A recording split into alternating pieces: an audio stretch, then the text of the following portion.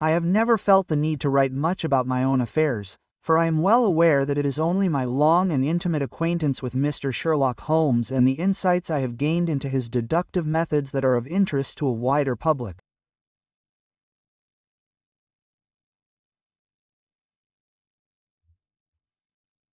In fact, I have often thought that I would probably have simply followed my calling as a physician and never put a word to paper had it not been for this chance encounter with him when I was looking for cheap lodgings on my return to London.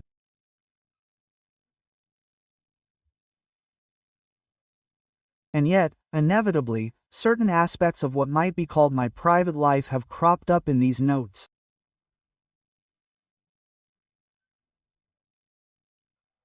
The kind reader will perhaps recall the wound I received in the critical Battle of Maiwand and the numerous inconveniences which it caused in the course of my later career.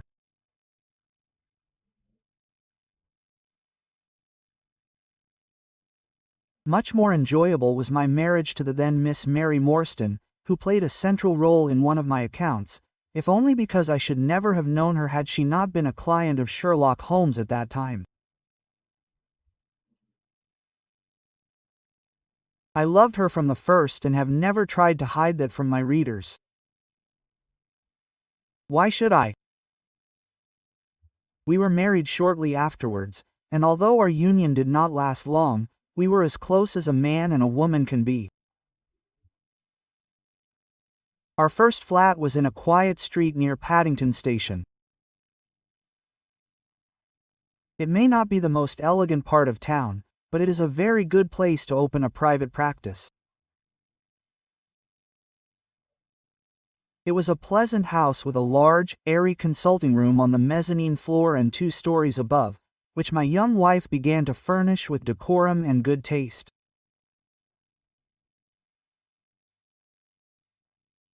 I must admit, however, that at first at least I felt a sense of unease, difficult to define, when I suddenly found myself surrounded by all the hallmarks of a household where everything was in its place and there was hardly anything to be found that was in any way superfluous. Even the housemaid, a neat little person who did everything she could to avoid me, filled me with a vague sense of menace. It was a strange, uneasy situation. On the one hand, I was perfectly happy, but on the other, I felt a lack of something I couldn't quite put my finger on. I'm almost a little embarrassed that it took me so long to diagnose the cause of my discomfort. But it was quite simple. The many months I spent at 221B Baker Street had certainly left their mark on me. I missed my old surroundings.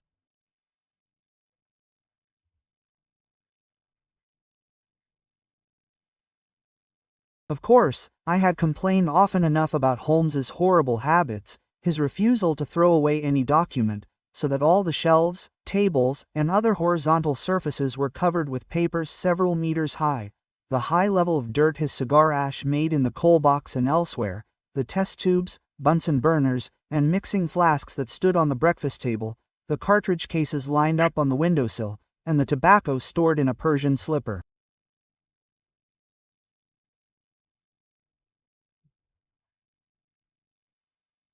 Well, now I missed them. How often had I gone to bed to the odd strains of his Stradivarius or woken up to the scent of his first morning pipe? And on top of all that, there was the bizarre assortment of visitors who found their way to our door. The Grand Duke of Bohemia, the clerk, the teacher, or of course the occasional inspector from Scotland Yard. In the year following my marriage, I had seen little of Sherlock Holmes. I may even have deliberately kept my distance from him, for in the back of my mind I must have feared that my new wife might misunderstand me if I pursued the bachelor life I had just left behind. Furthermore, I must admit, I feared that Sherlock Holmes himself might have found other ways of doing things in the meantime. The idea of finding a new lodger at his place was very unpleasant to me, although such a situation was unlikely, for his financial circumstances made it unnecessary for him to share his flat with anyone.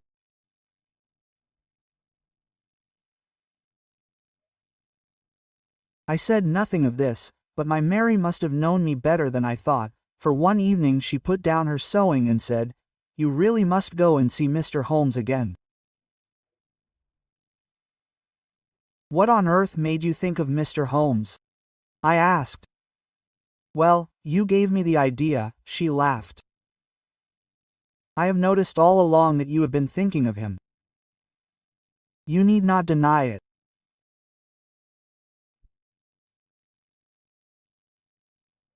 Just now you were resting your eyes on the drawer where you keep your old army revolver, and I could clearly see you smiling at the memory of an adventure you had together.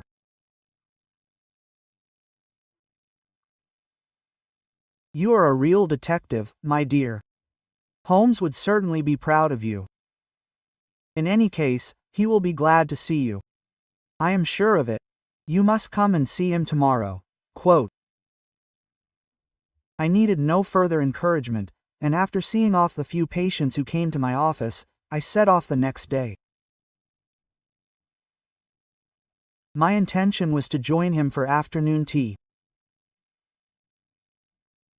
The summer of '89 was exceptionally warm, and when I arrived in Baker Street the sun was beating down on me fiercely.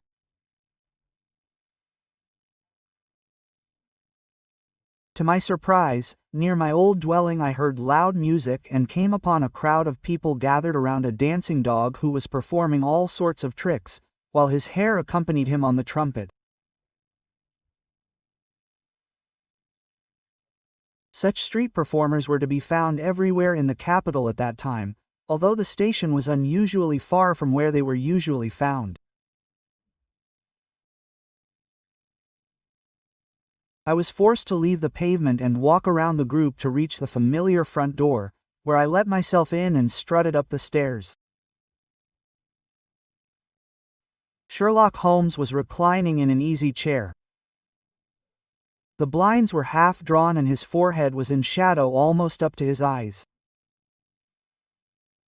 He was evidently pleased to see me, for he greeted me as if nothing had changed and as if I had never been away. I had to note with a slight regret, however, that he was not alone.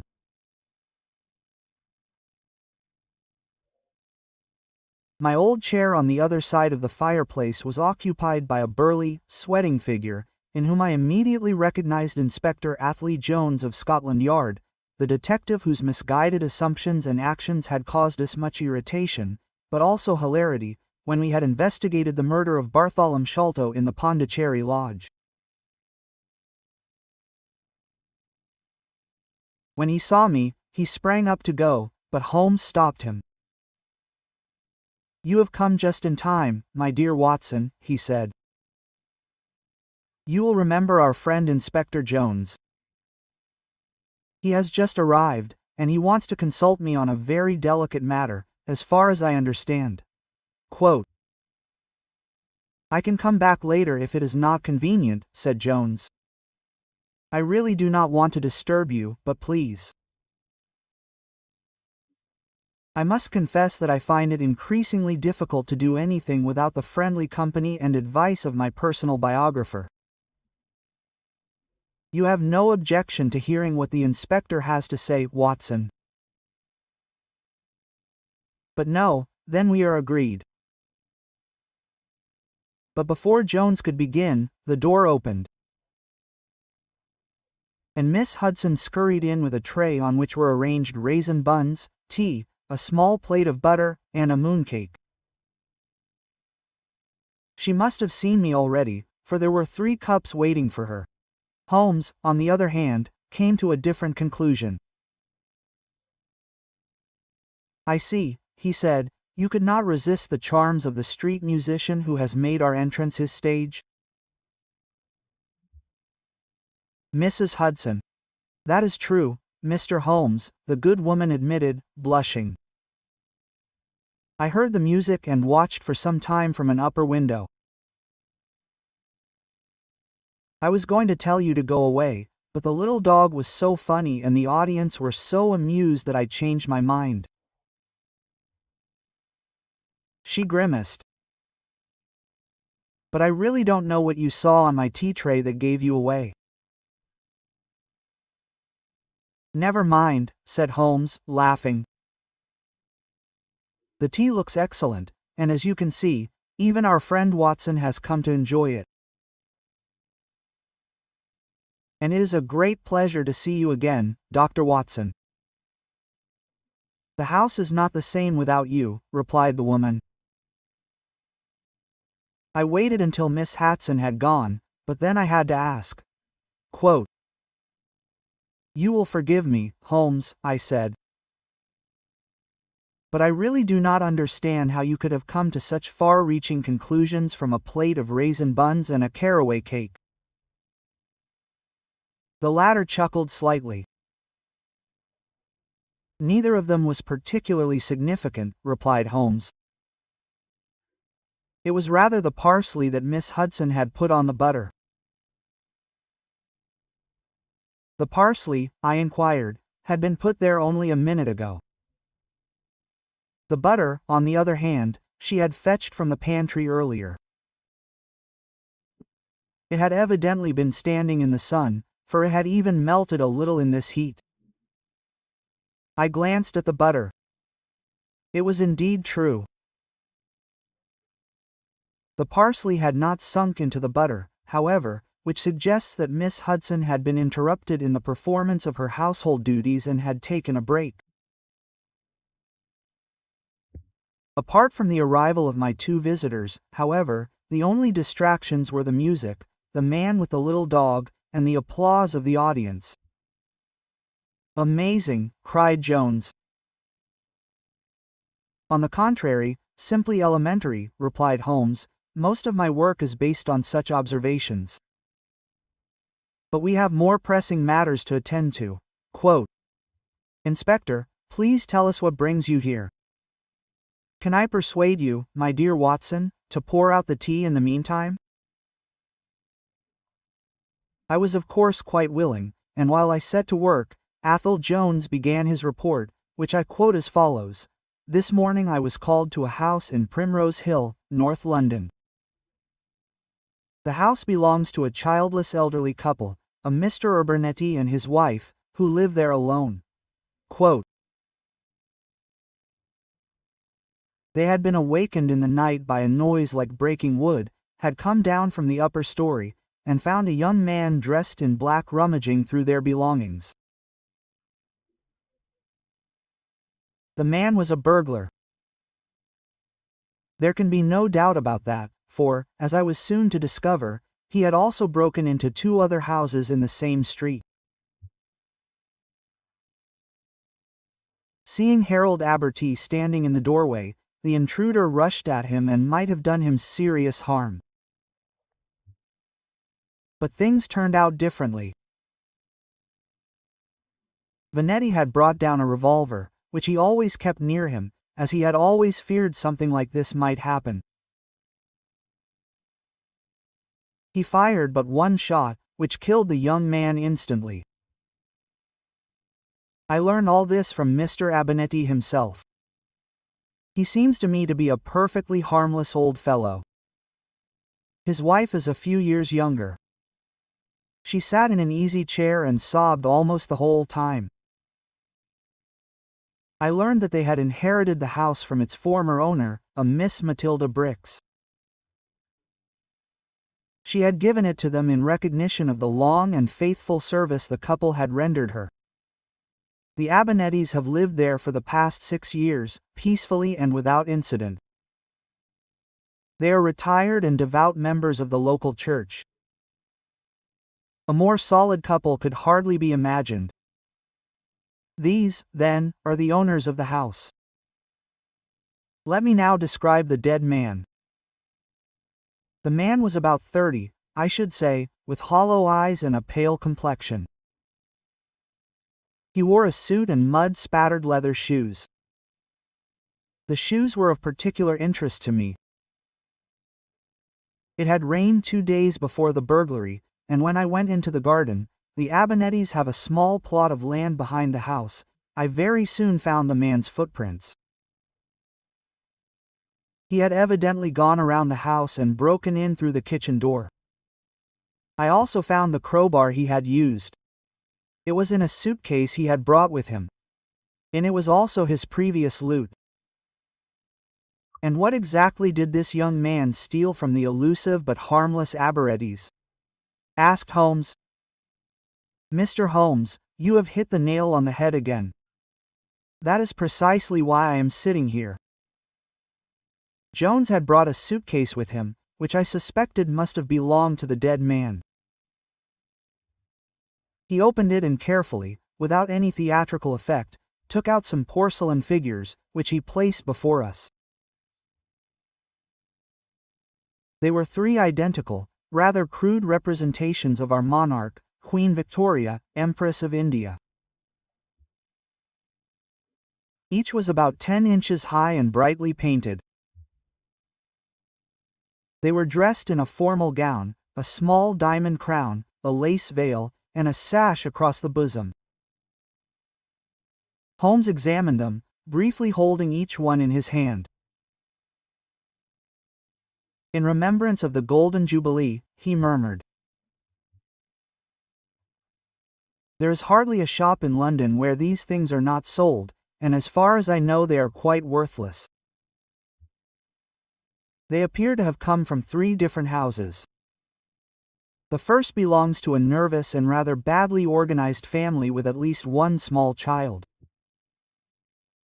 The second was owned by an artist or jeweler who had attended the Jubilee celebrations with his wife. Therefore the third must have come from the Abettis themselves. You are quite right, Mr. Holmes, cried Jones. The Abinettis live at number 6, at the end of the little row of houses. My inquiries have shown that 2 neighboring houses were also burgled on the same night. The D stables at number 5 and the Mrs. Webster's at number 1. Miss Webster is a widow. Her husband was a carpenter, and the other house is actually occupied by a family with 2 small children. They are away at the moment. But how did you know that? The figures are all 3 alike. That is easy enough, replied Holmes.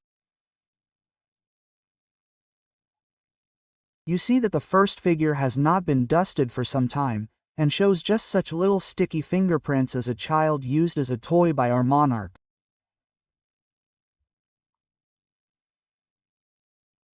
The second was broken at some point and has been very cleverly repaired, presumably by its owner, who would hardly have taken the trouble if the anniversary day had not been of special significance to him.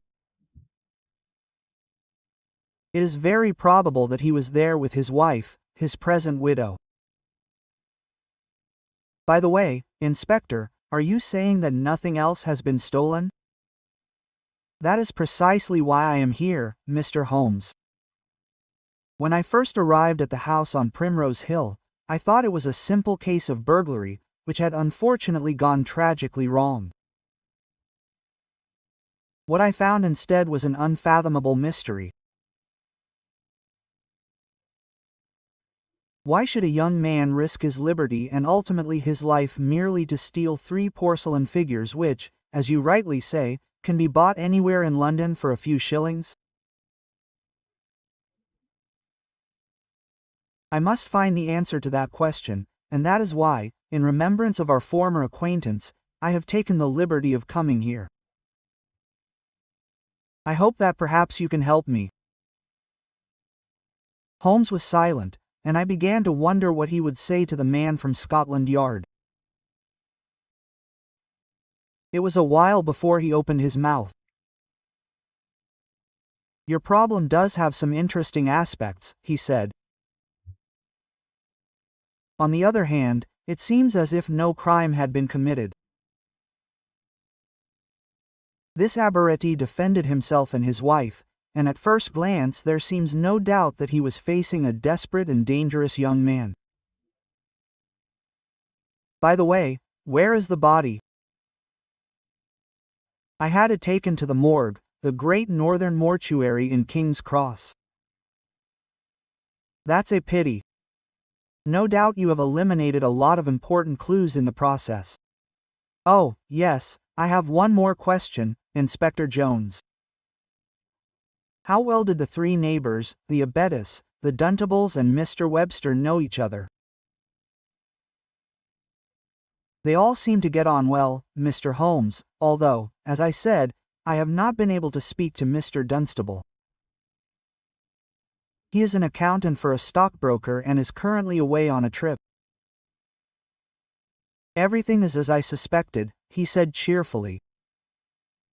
It seems that you are interested in the case. May I infer that you are prepared to assist me in my investigation? Quote. Again Holmes said nothing, but I saw him examining the tray of tea and noticed the twinkle in his eye that I knew so well. Primrose Hill is not very far away, he said, but in this warm weather I have no particular desire to wander up there. I am therefore very inclined to leave the matter in your capable hands, Inspector. On the other hand, there is always the matter of the parsley in the butter, which, though in itself insignificant, seems to have some bearing on the case. I thought he was joking and playing cat and mouse with his unfortunate visitor, but his expression was completely serious. I will have a look at the matter. It is probably too late for today, but we could meet tomorrow. 10 o'clock would suit you. At Primrose Hill he asked for the morgue. And after you, my dear Watson, if you have heard the story, you must come too. I insist. Your practice can certainly manage without you for a few hours. How can I refuse so kind an invitation, Holmes? Quote. I said, but in reality my curiosity was aroused. The three queens were still standing before me, and I was very curious to know what secret they were keeping.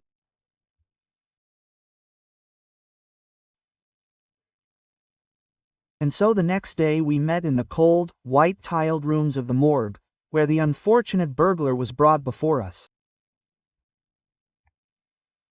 He looked exactly as Inspector Jones had described him. The bullet had struck him directly above the heart, and I have no doubt that he had died instantly. Such observations, however, did not seem to interest Holmes, who had only glanced at the wound with a cursory glance before turning to the inspector, who had waited silently with one hand under his chin. I wonder, he said, what conclusions you drew from seeing the body, Inspector. Only what I have already told you, replied Jones. He is young, about 30. He looks English. He questioned. I'm afraid not.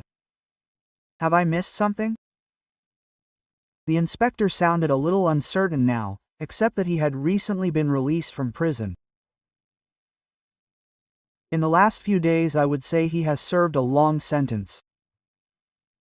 Before he died he drank sherry.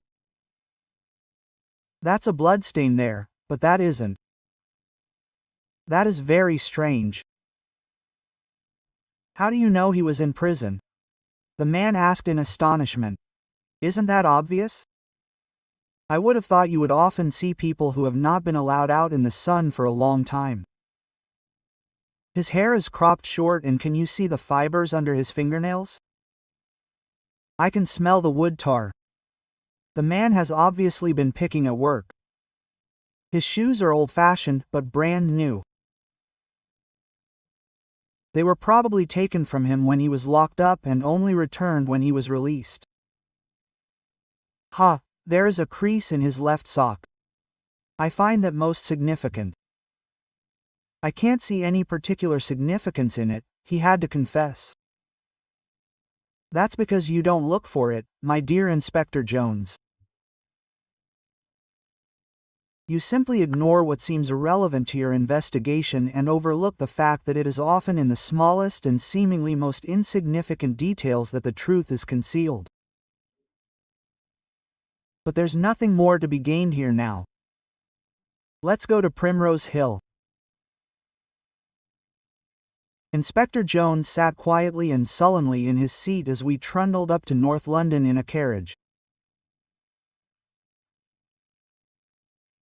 At last we arrived in a quiet street of 6 houses, all very similar in appearance and in the classical style, red brick and white stucco, with a double-columned entrance set back a good distance from the street.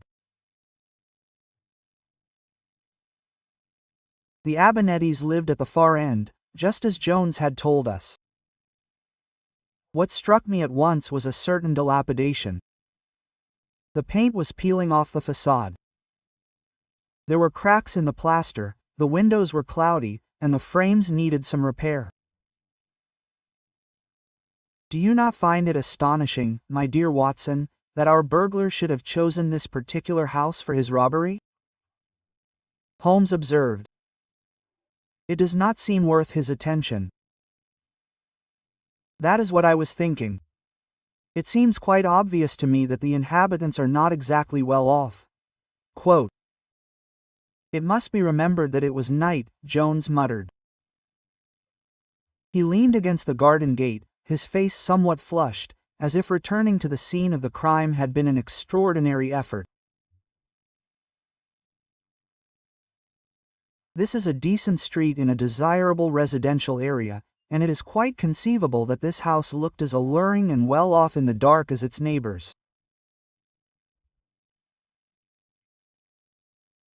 Besides, the perpetrator broke into not only number 5 but also numbers 1 and 5. If I remember correctly, you mentioned that a certain Mrs. Webster lives at number 1. I think we should start there, he decided. Not with the abettess, I wondered. The pleasure of meeting the Aberettis would be all the greater the longer we wait, the detective seemed certain. So we went to the house of the widow Cordelia Webster. She was a slightly stocky elderly lady who greeted us effusively and kept moving around animatedly as she opened the door and led us into her comfortable sitting room.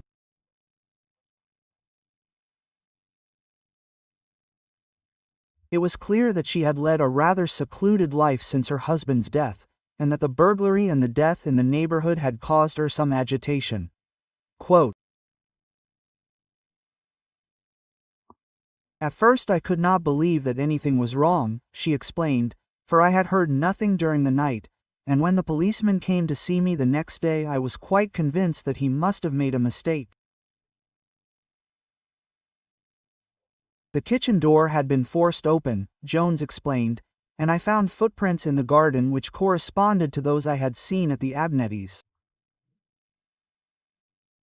I thought at once that he had been after my jewelry," continued Miss Webster. "I have a safe in my bedroom, but that hasn't been touched. Only the little statuette of Queen Victoria was no longer on the piano. You would have been sorry to lose it, I suppose. However, Mr. Holmes, my husband and I went to St. Paul's Cathedral on the day of the Jubilee and saw the procession arrive with Her Majesty. She is such a wonderful example to us. I must say that I can bear my own loss a great deal better knowing that we share the pain of widowhood." "Did her husband die recently?" He wanted to know. "Last year. It was tuberculosis, but I must say that Mrs. Abanetti was very kind to me. She was here almost constantly in the days after the funeral. I was quite beside myself. You can probably imagine. And she looked after me, she cooked for me. She kept me company. Nothing was too much for her. Then again, she and her husband did the same for old Miss Bricks.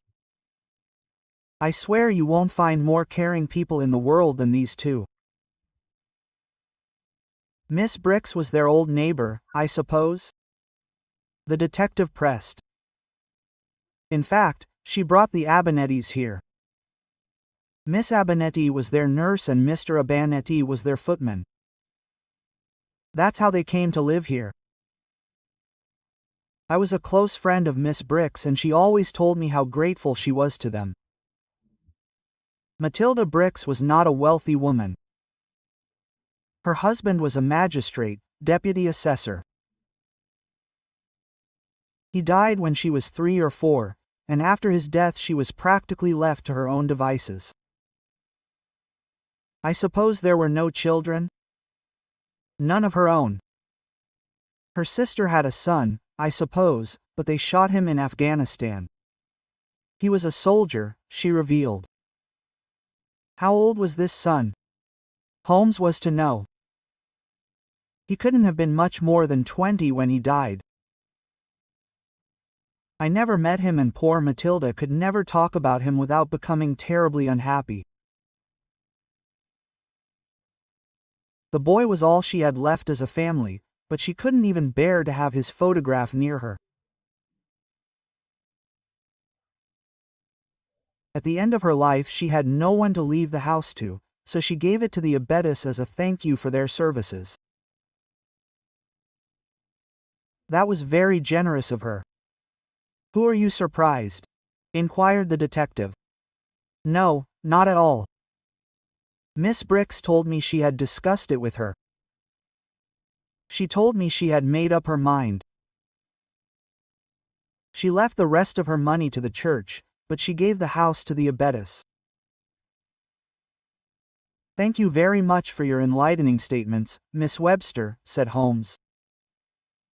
He held out his hand, and Jones handed him one of the porcelain figurines he had brought. Are you quite sure it's the right one? They're all the same, after all. No, that's definitely mine. I foolishly dropped it while dusting, and it broke in two. My husband took great pains to repair it. He knew I liked it very much. He could have bought another one. I now express my opinion. But the woman only gave me a disapproving look. That would not have been the same. He had taken great pleasure in repairing it for me. Now all we could do was inspect the back door, where the break-in had taken place. And that we did. Jones showed us the footprints he had found, which were still clearly visible in the flower bed. Holmes examined them and then turned his attention to the broken door. That must have made a great deal of noise, he said. He turned to Miss Webster, who was standing quite close by, expecting, perhaps even hoping, that she would be asked more questions. Didn't you hear anything? I sleep very soundly, the lady admitted. I used to have trouble, so I sometimes take a few sedatives now. A few weeks ago Miss Abernethy recommended a pillow filled with camel's hair. She was quite right. I've been sleeping very well ever since. Quote, we said goodbye and walked together to the other end of the row of houses. On the way we passed the Duntables' house, who are still absent. It's a pity we can't question them, I said to Holmes. I doubt you would have much to tell us, said Holmes. And I suspect the same applies to the abbess. But we shall see. That is the front door, which urgently needs a fresh coat of paint. The whole house looks a little neglected. On the other hand, it came to you as a legacy, and a very generous one at that. Will you ring the bell, Watson? Ah, I think someone is coming already. The door was opened by Harold Abernethy, a tall man with slumped shoulders, deeply engraved wrinkles, and long silver hair, who moved with great deliberation. He was about 60 and reminded me of an undertaker, I must confess. His expression was infinitely sad, and he wore a coat with striped trousers that looked very sober and a little shabby. Quote, "Inspector Jones," he exclaimed, recognizing our companion. "Is there any news? I am glad to see you. But who are the gentlemen who have come with you?" "This is Mr. Sherlock Holmes, the famous detective. And this is Dr. Watson, his companion." "Mr. Holmes, of course I know the name. I must confess, sir, that a trivial incident could be of interest to one like you, astonishes me greatly." "The death of a person is never trivial," replied Holmes. "Indeed it is. I was thinking more of the theft of the porcelain figures. That was of course wrong. Please come in." Quote, "The house was of the same layout as Miss Webster's, but it had a very gloomy, tomb-like appearance. It seemed deserted, although it was certainly inhabited. Miss Abaretti was waiting in the drawing room. She was a very small woman, and seemed almost swallowed up by the chair in which she sat. She was still apparently unable to speak, and kept dabbing at her eyes with a handkerchief. "It's a terrible thing, Mr. Holmes," began Nettie. "I've already explained everything to the inspector, but of course I'm ready to help you in any way I can." "It was all my fault," sobbed Miss Nettie. "Harold shot the young man for my sake. It was my wife who woke me," continued Nettie.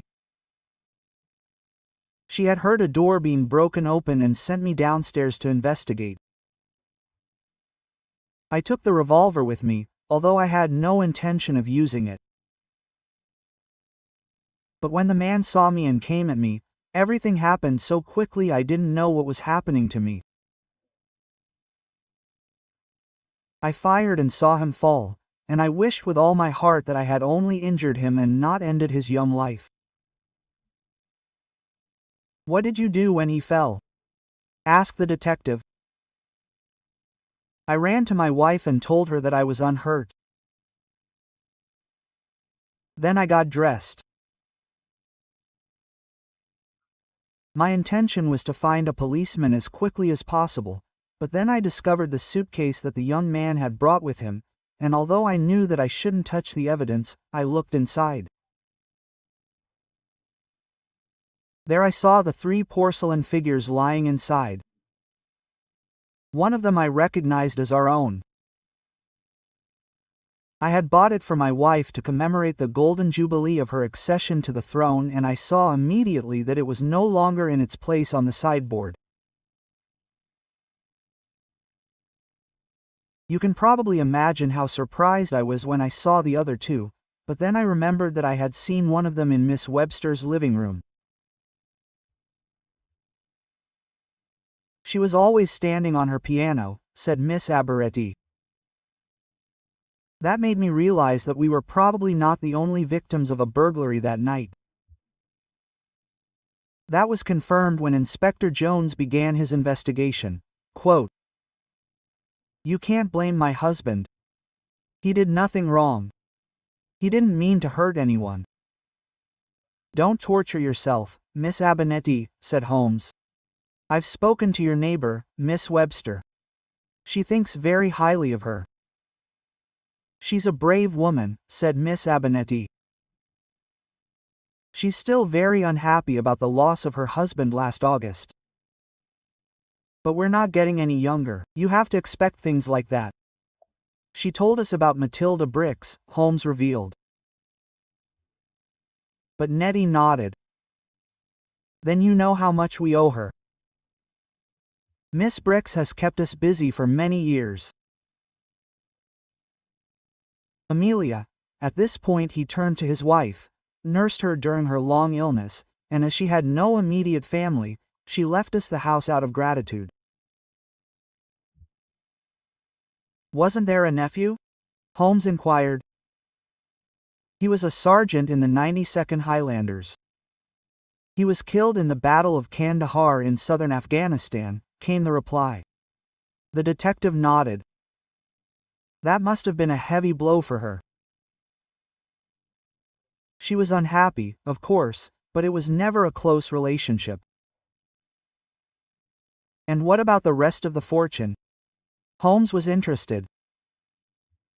She left the money to the local church for the poor, said Miss Abeti.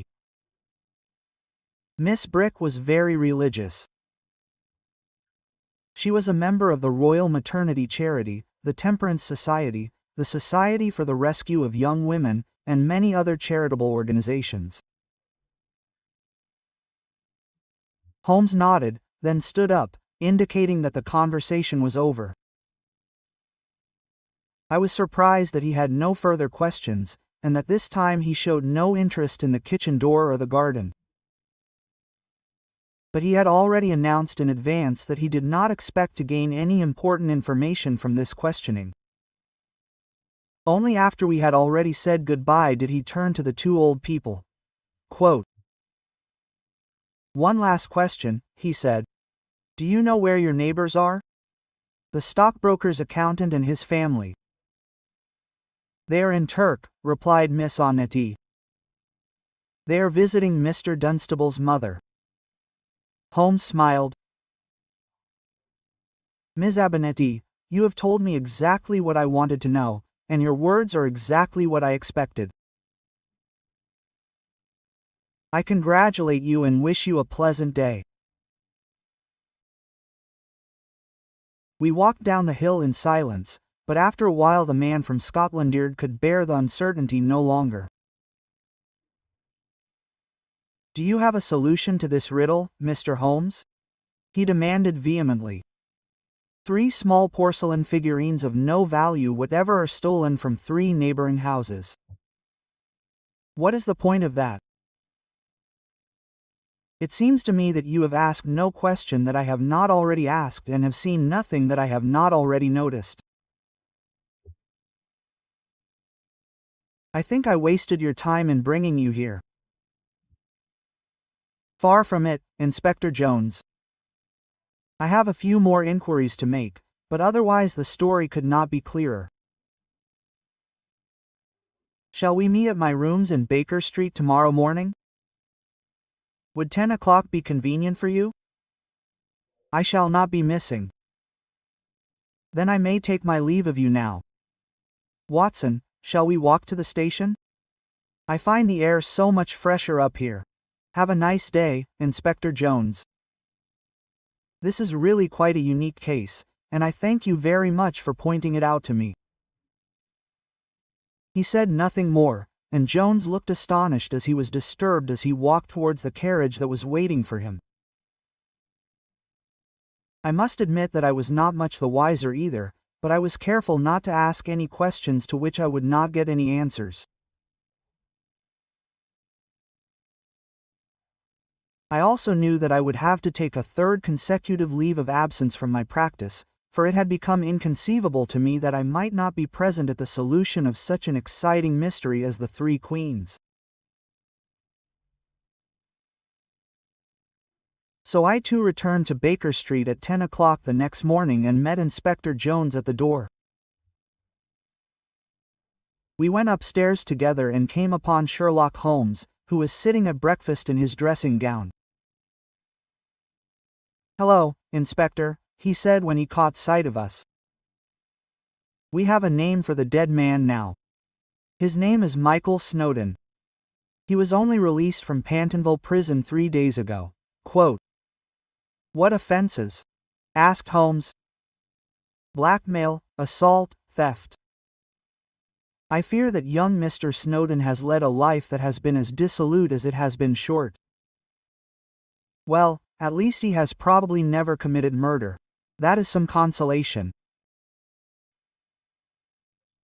But what brought this man to Primrose Hill?" I ventured to ask. "He wanted to take what was rightfully his." 3 porcelain figures? I asked skeptically. Holmes smiled, and having finished his breakfast, He lit a pipe and carefully placed the spent match in the egg cup. Quote, "No, he wanted the house his aunt had left him." Are you saying that he was Miss Bricks's nephew? Mr. Holmes, you can't possibly know that, Jones cried. I don't need to know, Inspector Jones. I've deduced it. If all the evidence points in one possible direction, then you can be pretty sure that's where the truth lies. Michael Snowdon was never a soldier and he didn't die in Afghanistan. That was pretty clear from what Miss Webster told us. She said that Matilda Bricks was so upset by her nephew's death that she didn't have a single picture of him in her house. That didn't seem even remotely credible to me. If he had really served in the army and died for his country, she would have done the exact opposite. She would have been proud to keep his memory alive. On the other hand, if this church-going temperance woman had had a bad and criminal nephew, she would have had no qualms about pretending that he had died abroad, I cried.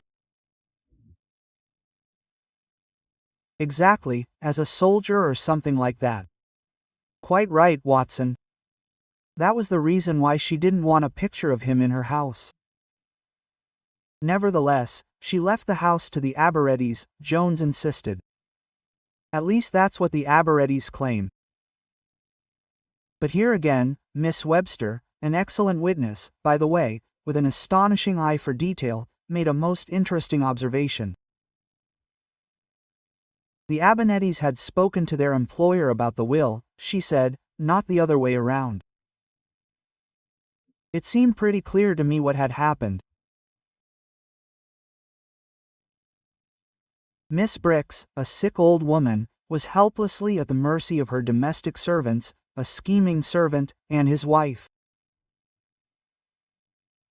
The two persuaded her to draw up a will in their favor, and that was that. They wanted the house and they got it. The nephew is not mentioned. However, Miss Bricks has a conscience. At the last moment she changes her mind again. She writes to her nephew and tells him what has happened. She expresses her wish that he should inherit the house. I have spoken to the prison authorities and they have confirmed to me that Snowdon did indeed receive a letter a few months ago. Blood, the word is thicker than water, they say, and perhaps his aunt hoped that the inheritance would make him a better person after all. However, Snowdon can't do much to change the situation in his favor. He's in prison and has to serve a long sentence, but as soon as he's released, he rushes to his aunt's house and confronts the two fortune hunters, and they murder him. Suddenly it was crystal clear to me. Oh, I'm sure they tried to reason with him. They gave him a glass of sherry and only when he showed no remorse, and I suppose they threatened him too, did Mr. Ernetetti pull out his revolver and shoot him.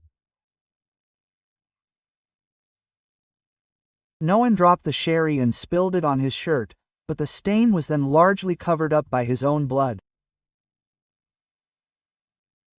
Jones had listened to all this with despair burning ever sharper into his features. The matter seems quite clear, Mr. Holmes, he said. But I still don't know how they found it out. The three queens told me, Inspector. Mr. Abaretti needed a reason to kill a young man who had been a complete stranger to him until that evening. So he simply claimed to have been a burglar.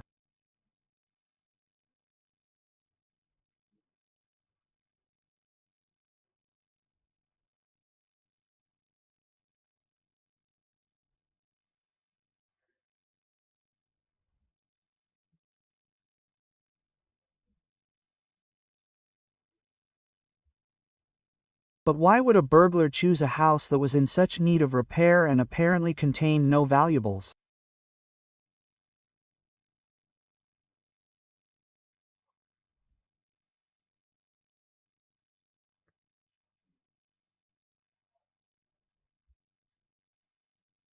That was Mr. Abinetti's problem, and he found an ingenious solution. He would break into 2 houses in the neighborhood and thus convince the police that the young man was a burglar. That also explains why he chose houses number 1 and number 5. He knew that the Duntables were in Torque. Mrs. Aberty told us that herself, and he also knew that Mrs. Webster would be fast asleep with her sedative and her camel's hair pillow and would not wake up under any circumstances. But why the 3 porcelain figures, then? And this is Dr. Watson, his companion. He had no choice. There was nothing worth stealing in his own house, and he lacked the skills to open Miss Webster's safe.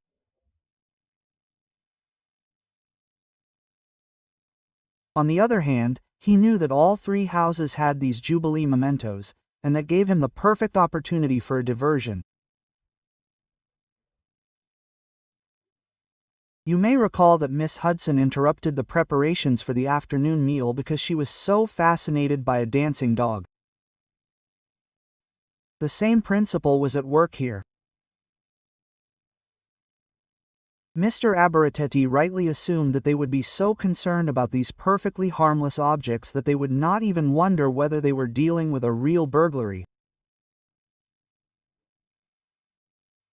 He was only unlucky in that they decided to come to me with the matter. He probably left the footprints quite deliberately, I suppose. I wondered at once why this burglar was so eager to show us how he had gotten into the house.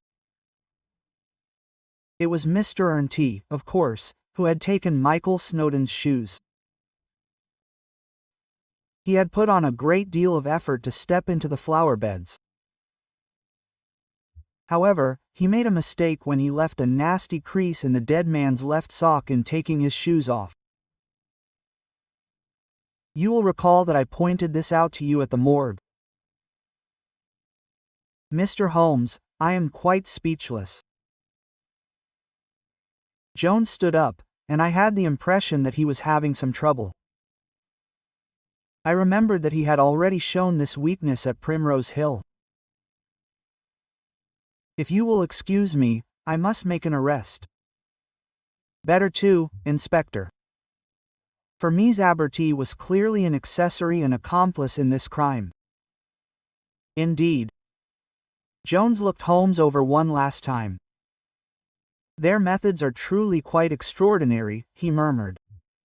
I shall learn from them. I must learn from them, indeed.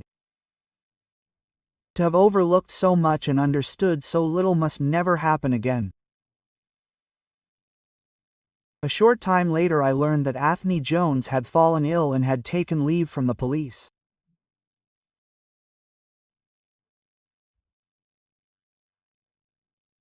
Holmes was convinced that the dreadful Aberty case had played a part in his downfall, and out of respect for the poor man I decided not to publish my report, but instead to deposit it, with certain other papers, in a safe deposit box in the vaults of Cox and Company, Charing Cross, where it will enjoy the same confidentiality as my medical records.